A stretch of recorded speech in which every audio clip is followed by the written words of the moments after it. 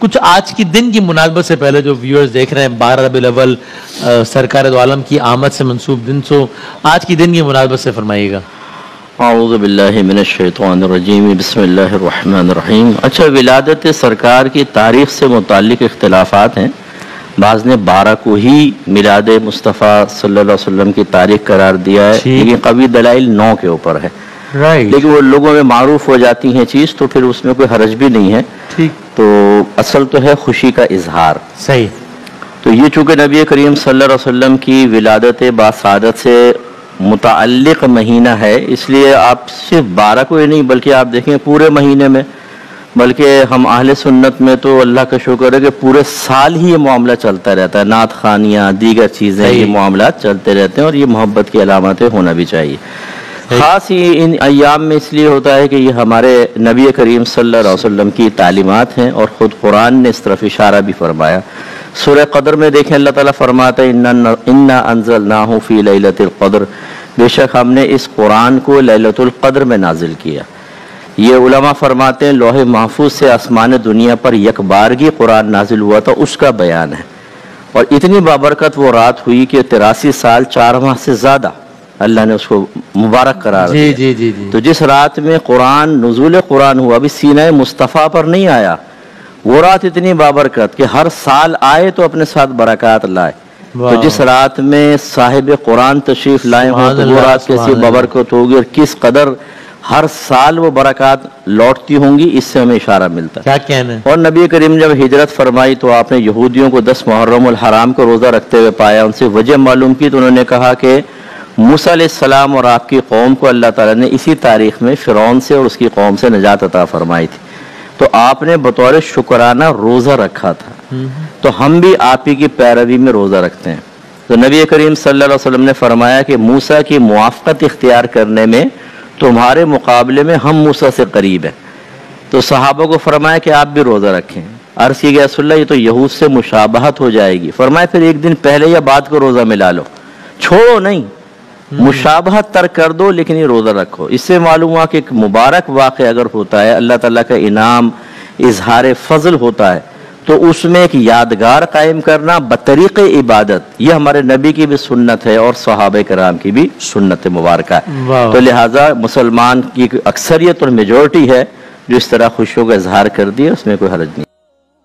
اللہ تبارک و تعالیٰ کسی چیز کا محتاج نہیں ہے، بے شک، لیکن اس کی یہ عادت کریمہ جاری و ساری ہے کہ وہ جو عطا فرماتا ہے کسی نہ کسی وسیلے سے عطا فرماتا ہے۔ سبحان اللہ۔ اس لیے ہم چیلنج کرتے ہیں کوئی ایسی چیز دکھا دیں جو ڈائریکٹ آسمان سے آپ کے گھر میں اتر گئی ہو۔ کیا بات ہے۔ تو اللہ تعالیٰ کوئی نہ کوئی سبب قائم فرماتا ہے، اور اس میں سب سے جو عظیم سبب ہے وہ میرے آقا صلی اللہ علیہ وسلم کی ذات اقدس ہے۔ بے شک، آپ نہ ہوتے تو جیسے بھی گفتگو ہوئی کہ انبیاء علیہ السلام کا سلسلہ بھی نہ ہوتا، آپ نہ ہوتے تو ابو البشر بھی نہ ہوتے۔ اللہ اکبر۔ جو بشر کے والد ہیں حضرت آدم علیہ السلام، بالکل، اور یہ سرکار کے مدارج نبوت میں ہے نا کہ یہ جوہر، جب سب سے پہلے نور کو پیدا کیا گیا، اول ما خلق اللہ نوری، سب سے پہلے اللہ نے میرے نور کو پیدا فرمایا، اور کہتے ہیں یہ وہ جوہر عظیم ہے جس سے پوری کائنات وجود میں آئی ہے۔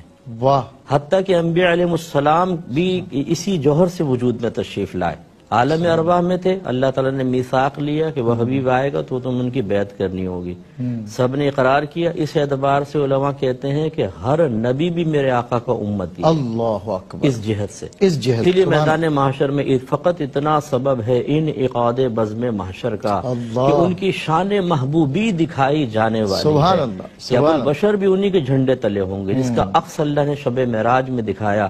مسجد اقصی میں سرکار نے امامت فرمائی، تمام انبیاء علیہ السلام جو پہلے آئے ہوئے ہیں، کوئی حسن و جمال کا پیکر ہے، کسی کی ریاضتیں 900 سال تک تبلیغ کی عمر ہے اور پھر ریاضتیں علیحدہ ہیں، کوئی ابو البشر ہیں، سب ہاتھ باندھ کے نبی کریم کے پیچھے اقتدا کر رہے ہیں اور ثابت کر رہے ہیں کہ گویا کہ میں یہ کہتا ہوں اس امت والوں کو میں گزارش کرتا ہوں کہ آپ دیکھیے اللہ نے کتنی بڑی ہمیں خوش قسمتی عطا فرمائی کہ فقط اپنے فضل سے ہمیں اپنے حبیب کی امت میں ایک مسلمان گھرانے میں اور اہل محبت میں پیدا فرمایا. اللہ اکبر. تو یہ برکات ہیں. آج بھی اگر اس نبی کے وسیلے سے مانگا جائے جس کے وسیلے سے پہلے بہت کچھ بلا مانگے مل چکا ہے, اللہ اکبر, تو کیوں نہیں عطا فرمائے گا اللہ تعالیٰ. لیکن جیسا حسن زن اور جیسا اخلاص, جیسی عقیدت میں گہرائی اور جیسی نیت اللہ کی عادت کریمہ ہے ویسے عطا فرماتا ہے. واہ. نبی کریم نے ارشاد فرمایا تم اللہ سے جیسا گمان رکھو گے ویسا ملے گا. سبحان اللہ تعالیٰ تمہیں ویسے ہی پیش آئے گا.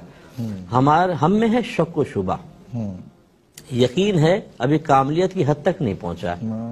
تو ہم مانگتے بھی ہیں تو تھوڑا سا یہ سوچ کے کہ ایک اور راستہ بنا کے رکھو, وہاں سے مل گیا ٹھیک ہے, نہیں تو وہ تو ہے, وہ تو ہے ہی ہے.